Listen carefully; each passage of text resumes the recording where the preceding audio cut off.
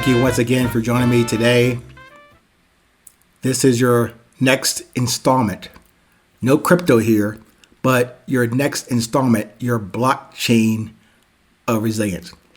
Meaning what we're sharing here today cannot be corrupted or duplicated. This is my open journal, my public ledger to you on the subject about resilience, my observations of it, and how I want to communicate it to you as clearly as I can, but also to present to you a perspective that will change your life. Or at least I can guarantee it will change your perspective on this present moment. When you get a chance, hop over to the website 820podcast.com. You get more information about me, the book itself, Resilience, the Beauty of Presence, and the other episodes on the 820 Enterprise.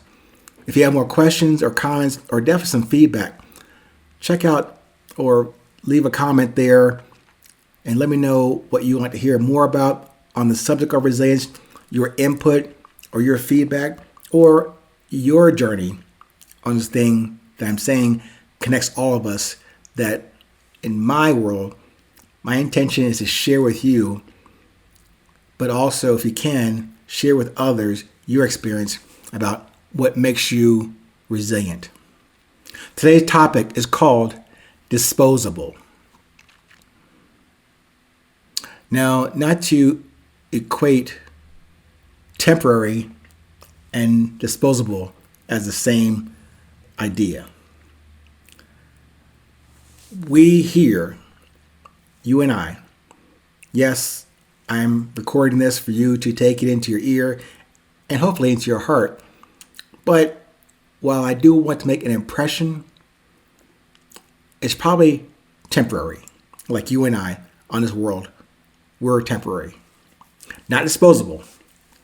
We all are useful and not useless. We are all powerful and not powerless. I heard this idea on another or a different podcast on YouTube today. And somewhere in that dialogue, the word disposable came up. So somehow, as I mentioned to you, we don't think.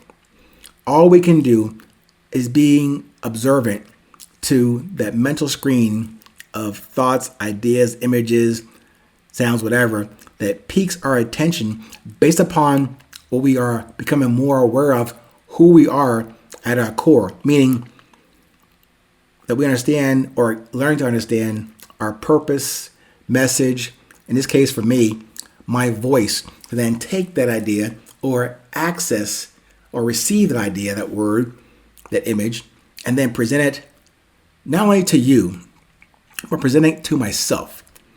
As I said before, if you can check out other earlier episodes, I mentioned that word called educare, which is a Latin word which means, it sounds like educate, which it does, but also means to draw out from within, to draw out what's already been deposited in you and me from our birth.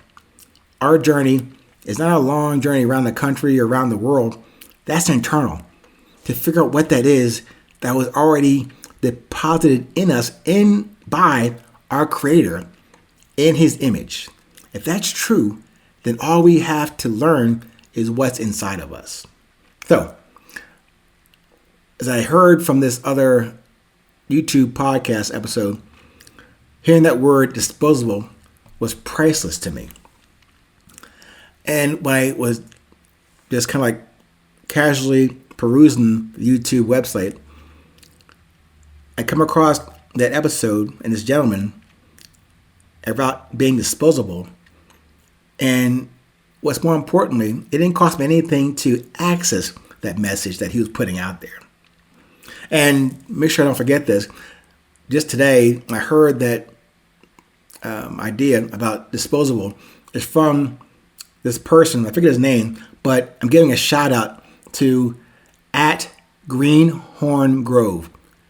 @Greenhorn Grove. I guess that's his Instagram, or maybe that's his handle on YouTube. But if you check out that, at Greenhorn Grove, you can hear this message.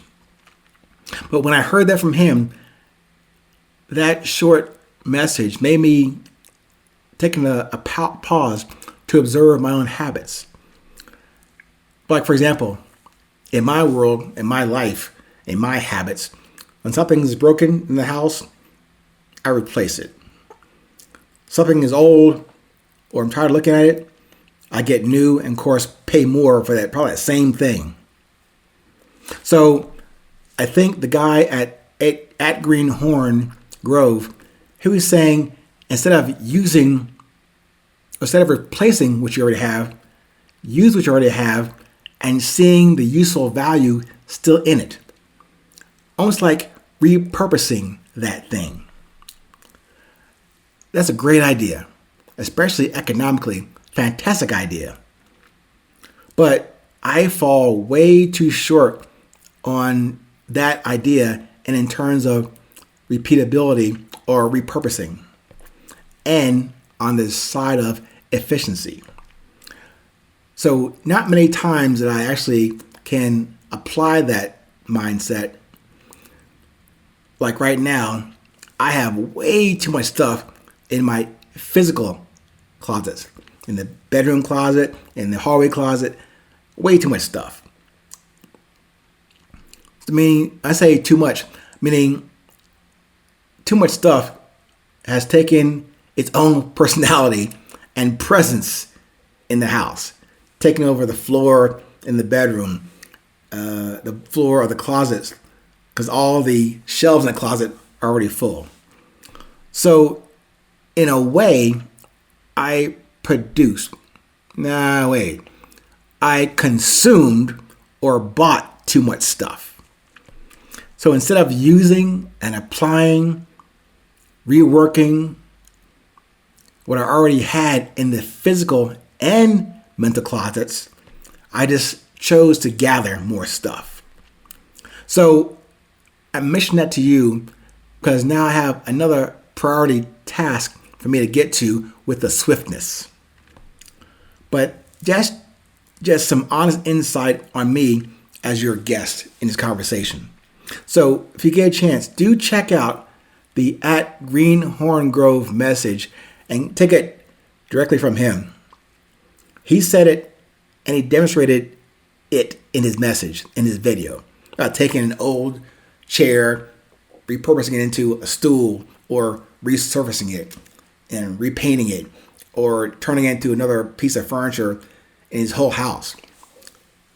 Now, I saw him do this online and in video.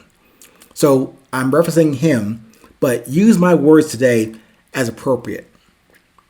And let me say this in closing. You are not disposable. We are all very temporary here in this space today and even in this moment. But your message and purpose and voice, like mine, that I'm trying to find, they are necessary and needed for however long we have grace. So it's never about more or better. But it's always about, in this day and time, this now, always about your best. Thank you once again. Stay present. Stay current. It's always 820.